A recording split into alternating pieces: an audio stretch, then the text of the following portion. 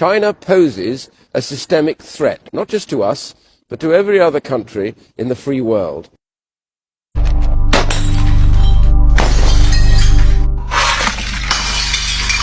Over the course of 2 days in October 1860, a group of 5,000 British and French soldiers took part in what has been described as the greatest act of cultural vandalism in modern history, the sacking of the old Summer Palace in Beijing.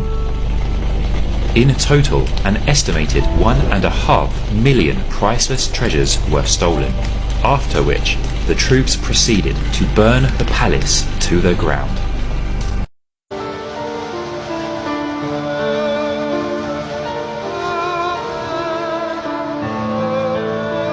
We are in China, at the end of the 18th and beginning of the 19th century. The Qing dynasty, in power since the eviction of the Ming, has reigned in prosperity for a century and has successfully asserted itself as a world trader. In Europe, the French Revolution has said farewell to its monarchy, and the old continent will, within a few decades, be transformed forever by the Industrial Revolution. All these are highlights from the colonial period.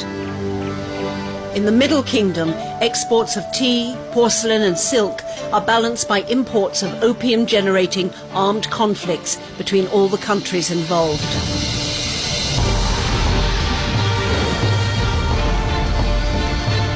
In August 1860, at the end of the Second Opium War, a Franco-British coalition army pillages and sets light to the Summer Palace.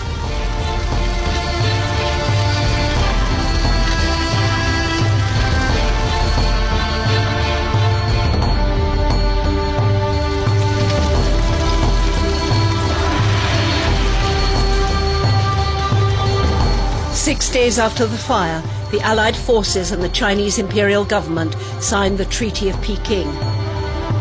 This treaty is particularly uneven for the defeated Chinese, who are obliged to pay heavy dues to the foreign powers.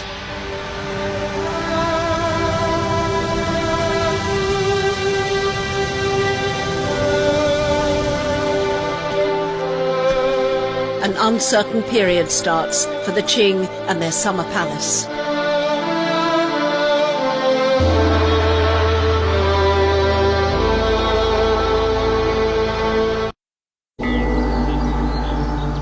The 17-arch bridge has survived, but its bridgehead is badly damaged. The foundations of Fosxiangge have been partially destroyed. The bronze pavilion has remained intact, but is engulfed within galloping vegetation.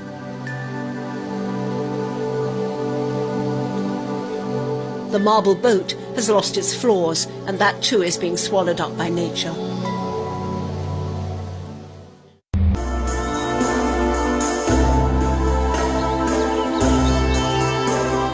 In 1901, a treaty is proposed and accepted by Cixi, who wants the Allies to leave her country. But it imposes the creation of embassies in parts of the city that will be forbidden to Chinese people. It becomes the foundation for rights and concessions in the principal port cities such as Shanghai. The Chinese must also send ambassadors abroad. The defeat of the Chinese army wins very favourable territorial rights for the Allies. Manchuria goes to the Russians, Shandong to the Germans. The basin of the Blue River is to be controlled by the British. For the French, taking advantage of their control of the Tonkin, they settle in the 3 southwestern provinces.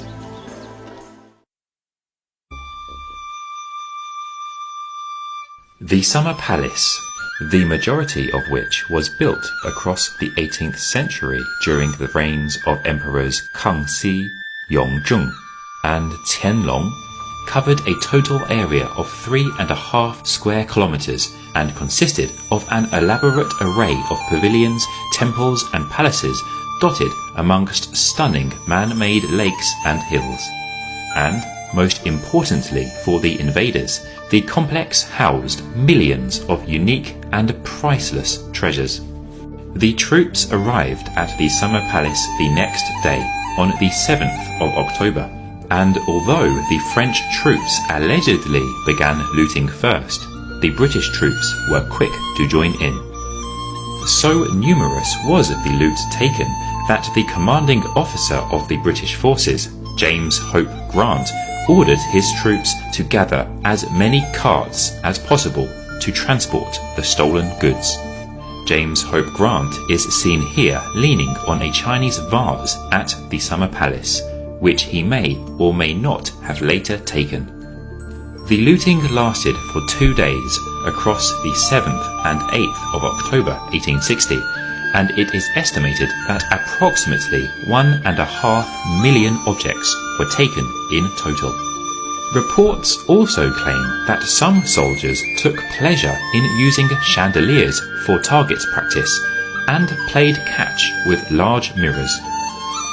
The majority of the looted items were high-value items that were also light and portable, such as pearls, ivory, jade, gold, and silk, although there were some larger items as well, like the throne of the first ruler of the Qing dynasty, Emperor Shunzhi. Much of the stolen goods were auctioned on the 16th of October to raise the reward money for the troops involved in the invasion of the capital. Many of the troops who didn't join in the looting purchased the items, as did many Chinese merchants who were keen to get their hands on some imperial loot. Yet, a large portion of the loot was ultimately taken back to Europe by the Anglo-French forces and was later either given as a gift, sold at an auction, or repurposed as a war trophy. In 1861, 608 of the stolen objects were presented to the Emperor of France, Napoleon III. A newspaper drawing from the time shows the collection, which included the Qing Emperor's war costume and a 2-meter-high Buddhist stupa. Much of the loot went straight to the auction house as soon as it arrived on the European continent. A study of auctions held in Paris between 1861 and 1869 recorded that thousands of items sold had originated as loot from the Summer Palace. This includes almost 400 pieces of porcelain, over 300 pieces of lacquer, approximately 275 pieces of jade, 80 pieces of furniture, 30 paintings, and 25 weapons. Perhaps surprisingly, a large portion of the loot was taken back to Europe and simply forgotten about, only to be rediscovered by chance over a century later. This was the case for the loot of the Royal Marine Captain Harry Louis Evans. During the sacking of the Summer Palace, he succeeded in getting several enamelled vases, a set of imperial porcelain, and this bronze water vessel, which dates from the Western Zhou dynasty 3,000 years ago.